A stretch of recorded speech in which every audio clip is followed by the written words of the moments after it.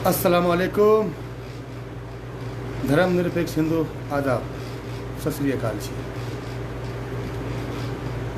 दोस्तों, मैं ज़रा एक बार डीपी शेयर करता हूँ, उसके बाद आप लोग जुड़ते रहिए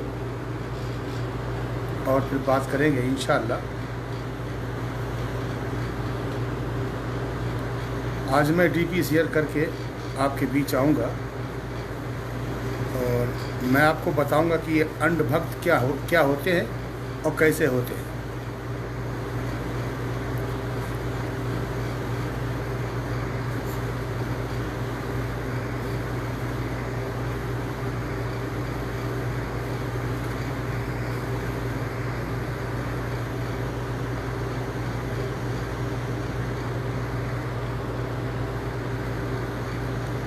जी दोस्तों, जुड़ते रहिए, आप जुड़ते रहिए, उसके बाद बात करेंगे इंशाअल्लाह। आज जुड़ते रहिए।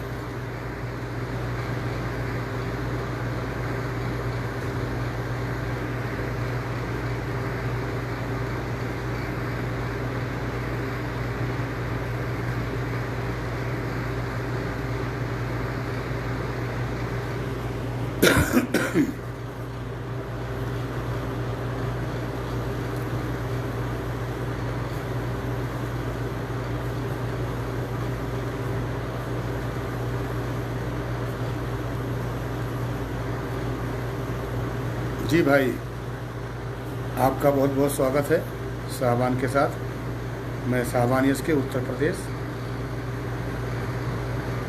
भाई साहब, एक मिनट रुक जाइए, मैं डीपी शेयर कर लूँ, उसके बाद मुलाकात करूँगा इंशाअल्लाह।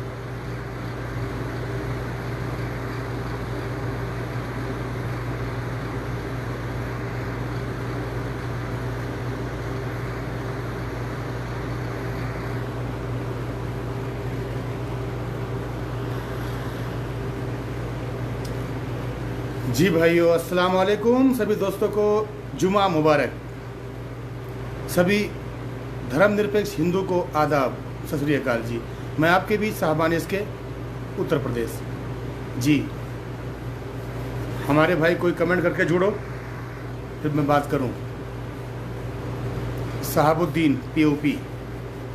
जी भाई, चलो तुम्हारा प्रचार भी हो गया। साहबुद्दीन पीओपी, कैसे हो मेरे भाई? और भाई तुम लोग कैसे हो? सैफुल्लाह सिद्दीकी, अस्सलाम वालेकुम भाई। जुड़ जाइए, उसके बाद बात करते हैं। मुश्किल नहीं है, मुद्दा बहुत है और कुछ भी नहीं है। बस आपको मैं आज बताऊंगा कि ये अंधभक्त होते कैसे हैं और इनका अर्थ क्या है और इनका मतलब क्या है, मैं आपको बताऊंगा इंशाअल्लाह। लेकिन आप पहले जुड़िए मेरे के साथ, आप जुड़िए, उसके बाद मैं आपसे बात करूंगा, बेफिक्र होकर बात करूंगा इंशाअल्लाह। जी, कल 15 अगस्त, और मेरे दोस्तों, मैं आपके बीच आ जाता हूं कभी, अभी कम आना लगा, इसलिए ठीक है। अल्हम्दुलिल्लाह भाई, आप लोग का दुआ है मेरे भाई। साहबुद्दीन भाई, आप लोग का दुआ है, अल्हम्दुलिल्लाह आप लोग का सहयोग रहा है। जो मैं सोशल मीडिया पर आकर कुछ बोलता हूं, अच्छी बात है। मैं देखता हूं कुछ लोग, हमारे भाई लोग, सुरेश भाई, सुरेश भाई तुम कैसे हो? ठीक है ना? अच्छी बात है मेरे भाई। चलो ठीक है, मैं ईश्वर से, अल्लाह से दुआ करता हूँ कि तुम लोग कहीं भी रहो यार, खुशहाल रहो। अच्छी बात है जी। मैं आज बात करूँगा संपूर्ण भारत की। जो हमारे अंधभक्त होते हैं, वो कुछ पैसे के लिए, कुछ लाइक के लिए, कुछ कमेंट के लिए ये कार्य करते हैं। जो चाहे भीमराव अम्बेडकर हो और चाहे कोई मुसलमान का पैगंबर हो या मुसलमान हो, आए दिन ये टारगेट बनाते रहते हैं, या चाहे भीमराव अम्बेडकर को। इन अंधभक्तों को ये नहीं पता है कि भीमराव अम्बेडकर ने क्या किया। इन्हें अगर पता ही होता, हमारे पीएम नरेंद्र मोदी, मैं इस बात को रोक रहा हूँ, भीमराव अम्बेडकर की बात को रोक रहा हूँ। मैं पहले एक बात बता दूँ जो आपके समझ में आ जाए। भीमराव अम्बेडकर और आज के दौर में ये हमारे पीएम नरेंद्र मोदी जी, दास, कम से कम कई देशों का दौरा किया, कुछ फ़ायदा नहीं, फिर भी अंधभक्त इनके पीछे लगे रहते हैं। बहुत बहुत दौलत उन्होंने खर्च किया खाली विदेश का दौरा करके, लेकिन कुछ कर नहीं पाए। हमारे भीमराव अंबेडकर जी 55-56 मुल्कों का दौरा किया और आज़ाद होने के बाद भारत 3 साल के बाद संविधान बना दी गई। बहुत मुसीबत के बाद संविधान बनाया गया और सब कास्ट के लिए, सबके लिए, एक अकेले खाली एक दलित के लिए नहीं है, आदिवासी के लिए नहीं, सबके लिए, चाहे वो हिंदू हो, मुसलमान हो, सिख हो, ईसाई हो, यहूदी हो, कोई भी धर्म हो, सबके लिए संविधान बना देगा। लेकिन ये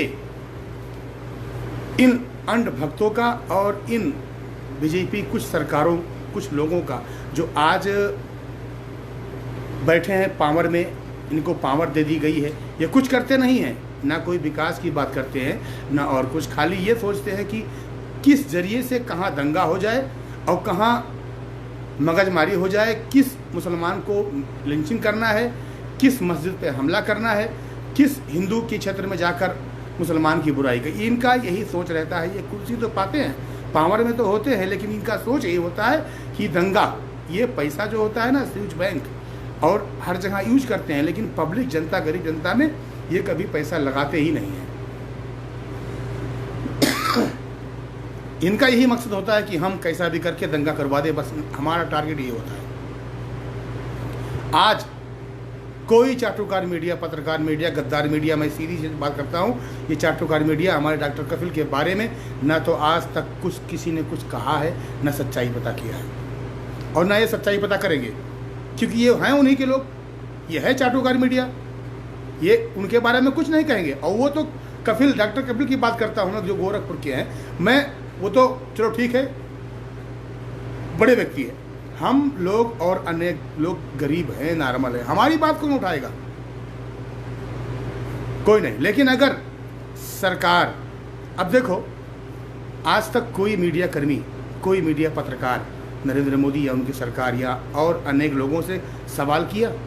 इतना बड़ा प्रवक्ता संबित पात्रा आज तक सरकार को कहा कि आज ये गरीब, ये भूखे, ये बेरोजगार हैं या बाढ़ पीड़ित लोगों को सहायता दी जाए या कुछ और अच्छा कार्य किया जाए? नहीं। क्या करता है वो? बस वो उछलता है, कूदता है, बंदरों की तरह, काम कुछ नहीं करता है और ना किसी सरकार को घेरा आज तक उन्होंने। क्यों? ऐसे लोग अंधभक्त होते हैं। ये ना हमारे, ये आज हमारे कुछ हिंदू भाई हैं, अच्छे हैं, सनातन धर्मी अच्छे हैं, सही है, वो आज हम लोग के बीच में, हिंदू मुसलमान सिख ईसाई के बीच में रहना पसंद करते हैं, लेकिन ये अंधभक्त नहीं होने देंगे, ऐसा नहीं होने देंगे। ऐसा अगर हो जाएंगे तो इनकी जो राजनीति वोट बैंक को लेकर है, ये खत्म हो जाएगी, ये खत्म हो जाएगी। और ये अपना तावा, रोटी कहाँ सेकेंगे? कहीं नहीं, कोई मतलब नहीं निकलता इनका। अगर ये चाह ले हमारे नेता कि हम ये कार्य करेंगे तो ये कर सकते हैं, लेकिन नहीं करेंगे, ये कार्य नहीं, बिल्कुल कार्य कर नहीं सकते। ये इनका बस यही टारगेट होता है, हिंदू मुसलमान करो। और हमारे हिंदू भाई आज भी उनके पीछे लगे हैं। ये क्या, क्यों लगे उनके पीछे? आप सवाल करो, क्यों नहीं सवाल करते हो? आप लोग सवाल क्यों नहीं करते हो? अपने एरिया के मंत्री विधायक को क्यों नहीं घेरते हो? क्यों नहीं सवाल करते हो विकास के लिए? आज कोरोना वायरस सर के ऊपर दौड़ रहा है, अमेरिका, ब्राज़ील, इंडिया, क्यों नहीं आज इस पे कुछ बात हो रही है? अब कल हमारे पीएम आएंगे लाल किला पे, लच्छेदार बातें करेंगे, कुछ ऐलान करेंगे, चले जाएंगे, कोई गरीब की बात नहीं करेंगे। वो मैं जानता हूँ, ना कभी किए हैं ना करेंगे। क्योंकि वो वक्त याद करो जब 14 में वो शपथ खा रहे थे और ट्रेन हादसा, याद करो तुम लोग, याद करो, वहाँ जान बचाने की लाला पड़ रही थी, ट्रेन हादसा हो गया था, यहाँ ये शपथ खा रहे थे।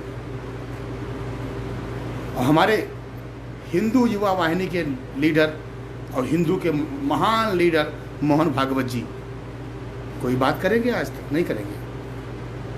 कहीं राहत सामग्री पहुंचाई? नहीं पहुंचाई। वो ऐसा सब नहीं करने वाले हैं। खाली बस आज हिंदू खतरे में है, हिंदू खतरे में। अरे भैया, हिंदू खतरे में कब था?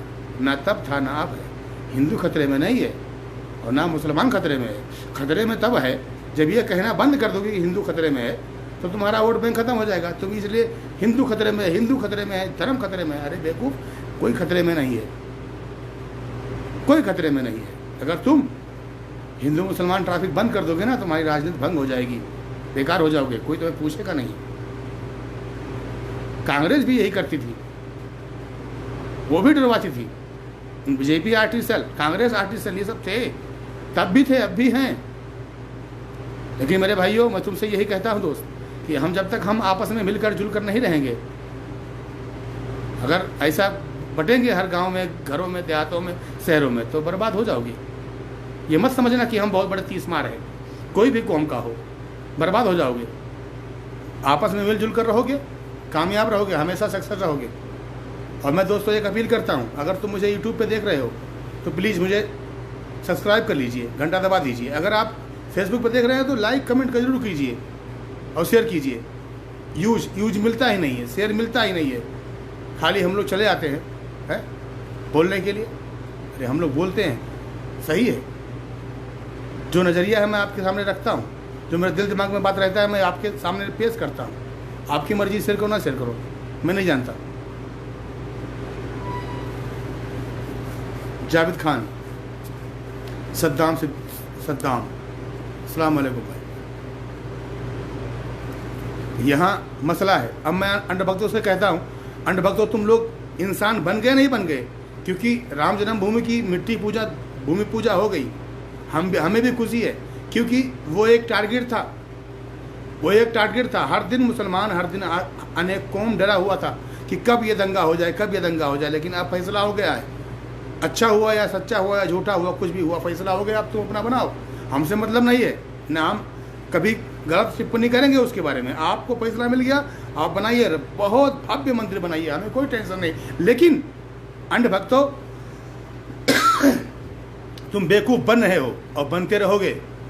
जामा मस्जिद की जब न्यू पढ़ने वाली थी, तब उस दौर का बादशाह कहा था कि जिसका एक नमाज ना कजा हो वही ईंट रख सकता है न्यू में। पूरे हड़कम मच गया दिल्ली में, समझ गए।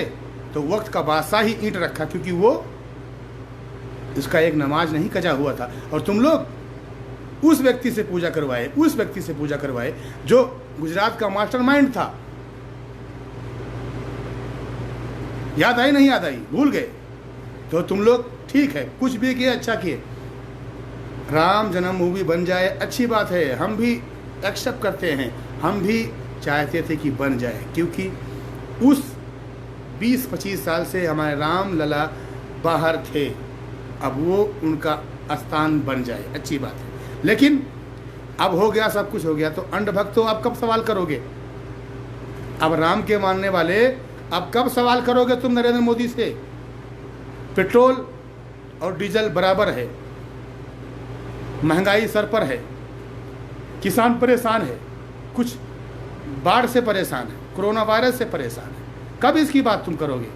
कब घेरोगे सरकार को? कब तुम उतरोगे रोड पे? उतरो ना अंधभक्तों। तुम लोग ऐसा कभी नहीं करोगे कि तुम लोग चाटुकार हो। तुम लोग ईश्वर परमात्मा की वाणी को, राम की वाणी को भूल गए, उनके बात को तुम भूल गए। अगर भूल नहीं गए होते ना तो तुम ऐसा नहीं करते। वो याद करो, वो दौर, शूद्र ब्राह्मण हर जन पंडित सैयद शेख पठान, सब ही हैं एक ईस के बंदे, आदम की औलाद। लेकिन तुम लोग यहाँ बंटवारा कर लिए हो, बांट गए हो, हर कौम में बट गए हो, जात पात पैदा कर रखे हो भारत में, गंद मचा के रखे हो, भारत के अंदर गंद मचा दिए हो। तुम कमीनों किसी एक निहत्थे मुसलमान को टारगेट बनाते हो, दलित और उनके पैगंबरों को बनाते हो, निशाना बनाते हो, आया दिन तुम भूखते रहते हो। क्या है वो? रसूल हमारा ही पैगंबर नहीं, पूरे संसार में पूरे कायनात के पैगंबर थे वो, हमारे ही नहीं है। क्योंकि कलंकी अवतार कहा गया, आखिरी ऋषि मुनि कहा गया। वो हमारे एक मुसलमान के बाप की जागीर नहीं थे वो रसूल, सबके थे वो। लेकिन भाषा अलग अलग, भाषाएं अलग अलग, संस्कृति अलग अलग थी। जो जहाँ चाहा, जिसका जैसा चाहा वैसा पुकारा। ईश्वर का एक ही नाम होता है, ईश्वर परमात्मा अल्लाह तबारक व तआला एक ही होता है। बस उसके नबी सल्लल्लाहु अलैहि वसल्लम सबके पैगंबर थे, पूरे कायनात के पैगंबर थे। लेकिन तुम लोग ये टारगेट बना लिए हो आए दिन उनके खिलाफ कुछ ना कुछ टिप्पणी करते रहते हो। बेवकूफ़, तुम अपने किताबों को पढ़ो, अपने गीता रामायणों को पढ़ो ना। अगर तुम्हें किताब मिल रही हो, मैं जानता हूँ अंधभक्तों, तुम्हारे पैरों में चप्पल नहीं होता है सही सलामत, फिर भी तुम भोगने चले जाते हो, किसी एक इंसान को मारने चले जाते हो। हैं, बड़े गौरक्षक बने घूम रहे हो, जाके देखो यूपी के अंदर घूमो, कितनी गाय परेशान है। तुम असली बाप के अगर औलाद हो, ध्यान दो, जाके गौशालों में कितने परेशान भूखे मर रही हैं। कभी देखा तूने? नहीं देखा। मैं तुम देखते क्या हो? बस पैसे के लिए अपनी माँ बहन को बेट डालते हो। इंसानियत भूल गए हो, इंसानियत मर गई है। भ्रष्टाचार, बलात्कार, दुराचार जिस देश में होता है ना, वो देश बर्बाद हो जाता है, बचता नहीं है, बर्बाद धंस जाता है। और वो करार पे है भारत। बिक चुका है पूरा भारत, बिक गया है। नसीम अहमद अंसारी अस्सलाम वालेकुम। बिक गया है और बिक जाएगा पूरा भारत जब तक तुम एकताई। देखो वो दिन याद करो जब सिख, ईसाई, कोई भी कौम जब मिलजुल कर आपस में आए, इकट्ठा हुए, तो अंग्रेजों की नानी चुद गई और उनको भागना पड़ा भारत छोड़कर। ठीक है, अंग्रेज अगर डरता था तो टीपू सुल्तान से डरता, वो उसे डर था तो टीपू सुल्तान से था डर। और तुम उन्हीं को गलत बताते हो। उन्होंने ये किया, उन्होंने किया। 800 साल हुकूमत मुसलमान की थी, याद करो वो दिन। जीडीपी 26, 27, 20% जीडीपी थी। आज अंधभक्तों, तुम्हारे बाप की हुकूमत है। क्या है जीडीपी? 4 और 5। सोने की चिड़िया कहा गया उस दौर में। आज हर जगह पूरे विश्व में भारत भारत, ये हो रहा है, भारत में वो हो रहा है। क्या है रे बाबा, क्या कर रहे हो तुम? अरे इंसानियत पैदा करो, मोहब्बत पैदा करो, अपने पड़ोसी का ख्याल रखो। कोई भी हो, हिंदू हो, मुसलमान हो, सिख हो, ईसाई हो, कोई भी जात हो, कोई भी कौम हो, उस पर ध्यान दो। ईश्वर अल्लाह की यही सीख है। भगवान राम, पुरुषोत्तम राम ने क्या यही का तुम्हें सबक दिया है कि किसी एक बुजुर्ग के दाढ़ी पकड़कर तुम मारो? तुम्हें यही सीख मिला था? हैं बेवकूफ़, अंधभक्तों, ईश्वर तुम्हें माफ़ नहीं करेगा। वो दिन आएगा जब तुम्हें ईश्वर के सामने खड़ा होना पड़ेगा। क्या जवाब दोगे? कि बाबा रामदेव ने सिखाया था हमें, ये करो। अरे ऋग्वेद, यजुर्वेद, अथर्ववेद, भविष्य पुराण पढ़ो, तब समझ में आएगी कि ईश्वर क्या है और उसकी वाणी क्या, उसकी अल्फाज क्या है। समझ गए?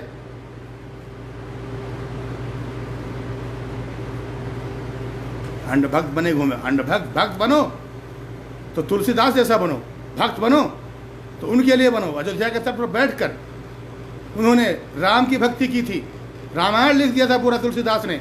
और तुम लोग अंधभक्ति बनकर, भक्त बनकर, अंधभक्त बनकर किसी एक मजलूम को मारोगे, निहत्थे को मारोगे, गाय के नाम पे, मुसलमान के नाम पे। हैं? तुम्हें भी खड़ा होना होगा ईश्वर के सामने। भूल मत जाना, याद करो, पढ़ो।